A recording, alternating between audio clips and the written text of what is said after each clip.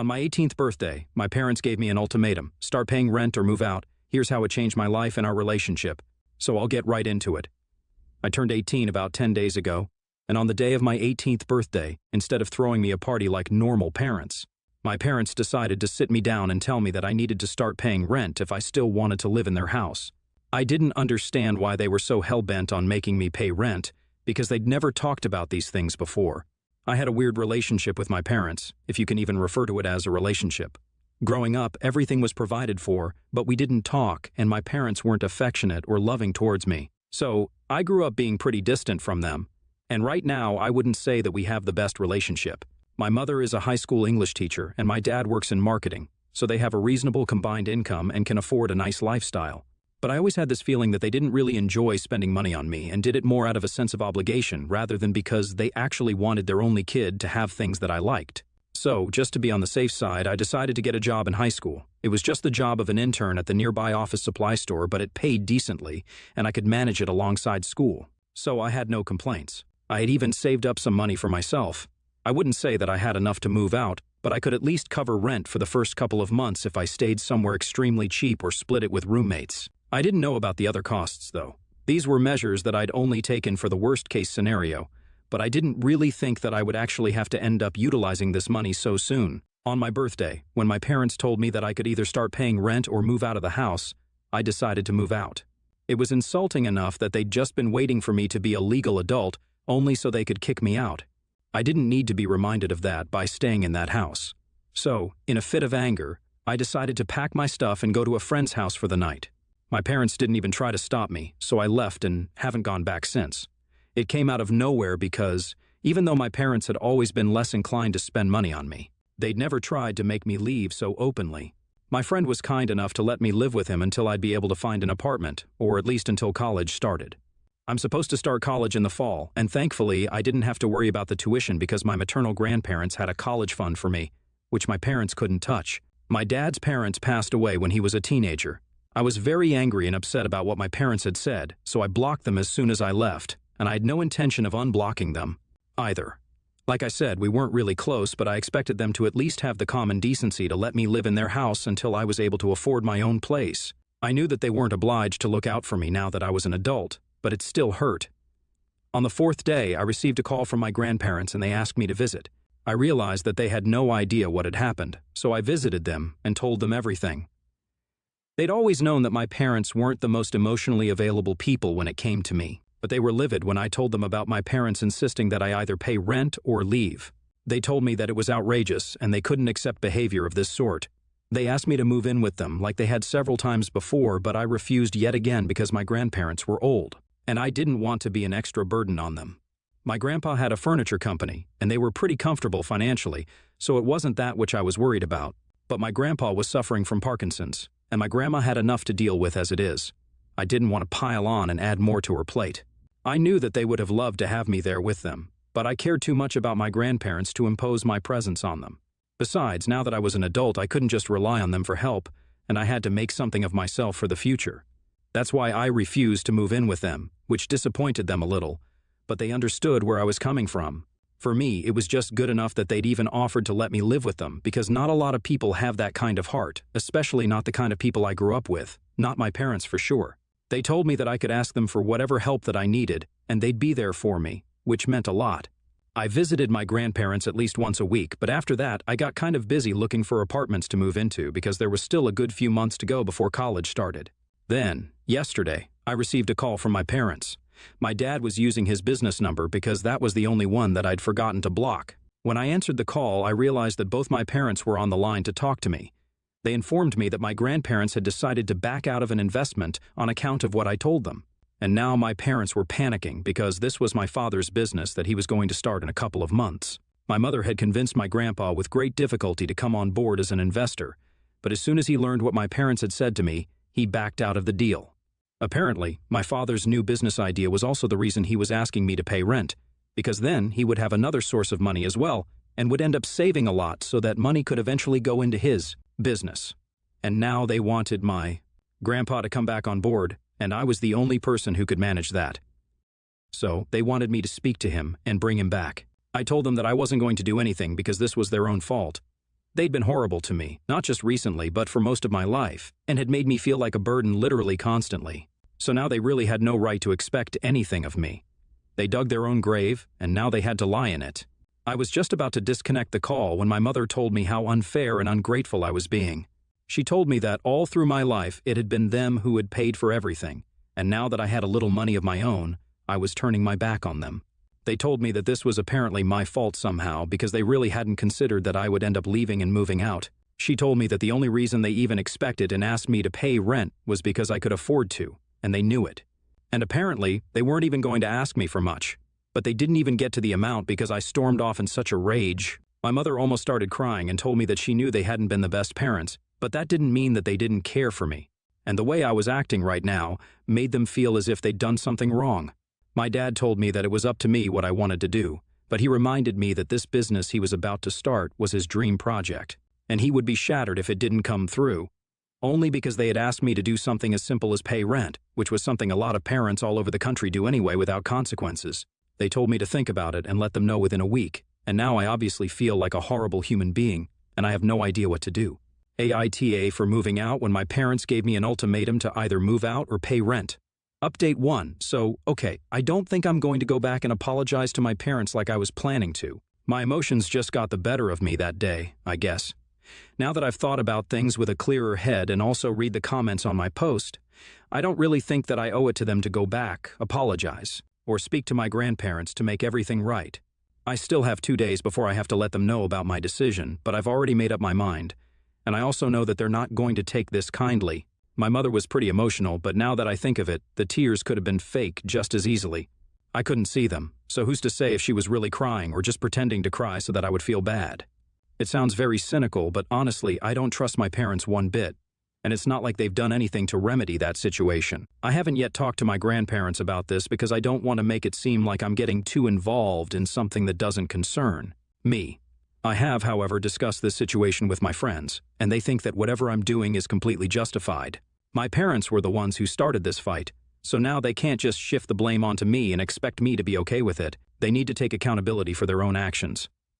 Update 2. Okay, so I have to tell my parents tomorrow about my decision, and today I decided to talk to my grandparents about this. I know I said that I was feeling good about my decision in the last update, but I feel like I have way too much of a conscience to just do this and not feel guilty about shattering my father's dreams. It's dramatic, I know, but that's exactly the way he put it. Now, I don't know if that was for effect or if he really feels that way about his new business. When I talked to my grandparents about that phone call with my parents, they told me that I had nothing to worry about or feel guilty about. They said that after they learned from me about the ultimatum, they'd already made up their minds to back out of the deal, and now nothing was going to change that. It wasn't just me, but there were a couple of other factors as well that had led to them stepping down as investors in the business. They didn't even trust my father and had only come on board because of my mother, but now even that trust has been broken, and you just can't build a business without trust. That helped me with the guilt because either way, I couldn't have convinced my grandparents to come back on board with the deal. So this is technically really not my fault. It's their own. Update 3. Today I told my parents about my decision, and I don't know why I had even expected them to take it reasonably. I decided to break the news to them on the phone because I didn't want to risk more drama by turning up at their house. When I called them, my mother answered her phone, and she sounded really excited, so I decided not to give them any false hope by beating around the bush and told her straight away that I had decided not to talk to my grandparents and convince them to come back on board. I told them my reasons as well, and made sure that they knew the entire truth so they couldn't delude themselves into believing that they were somehow not at fault here. There were about 1,000 different ways that they could have gone about the situation without insulting me and making me feel small for not wanting to pay rent. I told them that the real reason I'd even started working at the age of 16 was because of them, because I didn't feel safe enough to rely on them and trust them. I knew that, at some point, they would want me out of their house, so I started working and saving up so I could move out at the earliest. They hadn't even bothered to think about college and set anything aside for me.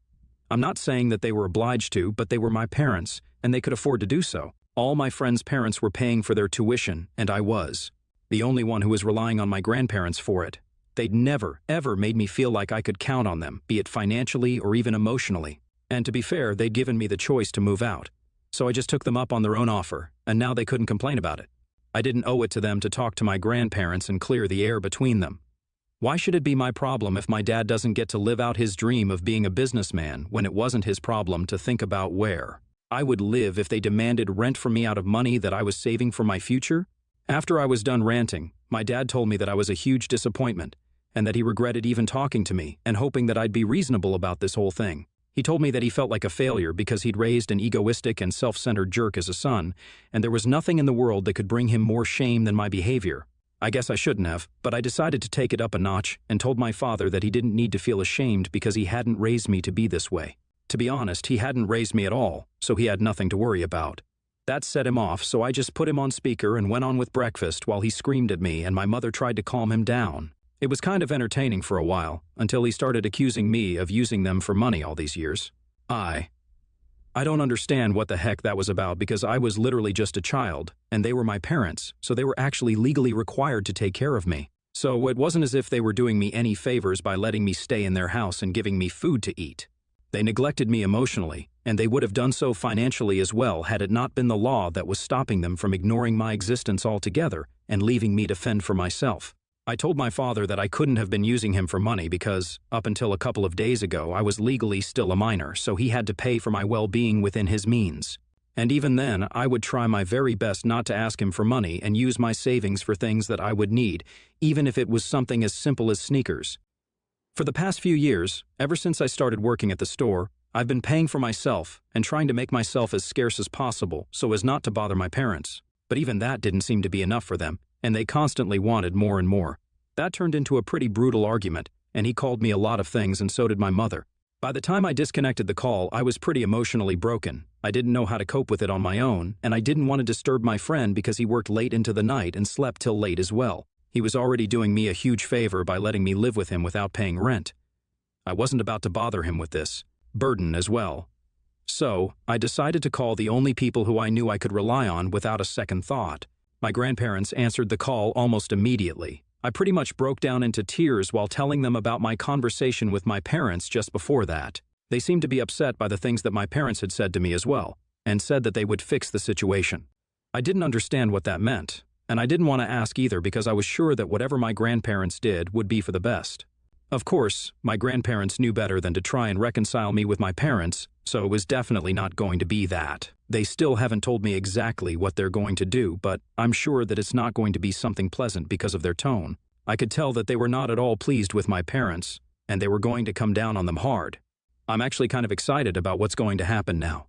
Update 4. Okay, so 2 days ago, I told my grandparents about the very horrible phone call with my parents, and they told me that they would fix the situation. If you guys remember, well, they finally fixed it today, and I've got to say, I wasn't expecting this. They made a post on social media talking about how my parents had taken money from them for years on end just to be able to put food on the table while I was a child. And yet they seemed to have no gratitude for that, and even had the audacity to mistreat me and treat me like a burden when their own parents had never done the same. Apparently, even the house that they lived in belonged to a friend of my grandparents, who'd allowed them to live there at a lower rent thanks to my grandpa. So, they really had no right to accuse me of using them for money when they had done the very same thing to my grandparents when they just had me. At least I was still a kid. They were well into adulthood and even had a child, but were still incapable of scraping by on their own. Not only that, but I also found out that my parents would use me as an excuse to borrow excessive amounts of money from my grandparents when I was a baby. My grandparents knew that they were being scammed out of money, but they still went on giving and giving because they actually cared about their daughter. And today, they were heartbroken to learn that my mother was not even capable of doing the same for her own son, and thought that her husband was somehow more important than her son. They announced what a no-good idiot my father was back when I was a child, which is why they didn't want to invest in his business in the first place. He'd already tried to start 2 businesses when I was younger, but they didn't work, and my grandparents had to bail him out of those situations and pay off his debts.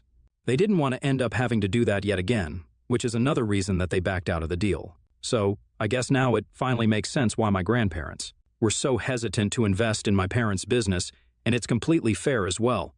Their post has received a lot of attention from my relatives and their friends, and I think I'm going to share it so that more people can see it and know how awful my parents are. So far, I haven't received any word from my parents. I'm guessing that they've seen the post but just haven't been able to come up with an adequate response to it because all of it is true after all. I bet they regret being so heartless with me on the phone the other day. Had they just let me go peacefully, then they wouldn't have so much to deal with. Update 5. Well, It's been a week since my grandparents posted, and pretty much the entire family has cut my parents off. My grandparents told me that they got into a huge fight with my parents that evening, after my mother showed up with my father at their house. They came there to confront my grandparents and make them take that post down somehow. But my grandparents weren't bothered in the slightest and stood their ground because they knew that they were the reason my parents even had the audacity to come and confront them like this. Obviously, they were pretty nasty towards my grandparents as well and cursed them out pretty badly, but my grandparents didn't take it too hard because they knew that this was exactly what they could expect from people like them. They've been relentlessly trying to get that post down and have even sent my grandpa a defamation lawsuit because they're losing business due to that post, which has gained a lot of attention by now. I will literally never understand how my parents managed to take everything and then blame it on somebody else instead of just taking accountability for once in their lives. I think that they're physically incapable of acknowledging that they messed up and apologizing for it. They haven't contacted me yet, which I think is a good sign because it means that they're finally done bothering me. I've also spoken to my friend because recently I found an apartment that I could share with 2 roommates, and the rent was minimal, so I could afford it. I talked to him about moving out, but to my surprise, he told me that I could live with him for as long as I needed to. Apparently, he'd read the post that I shared, and he strongly believed that I should be saving money for the future because my parents were never going to come around and start helping me.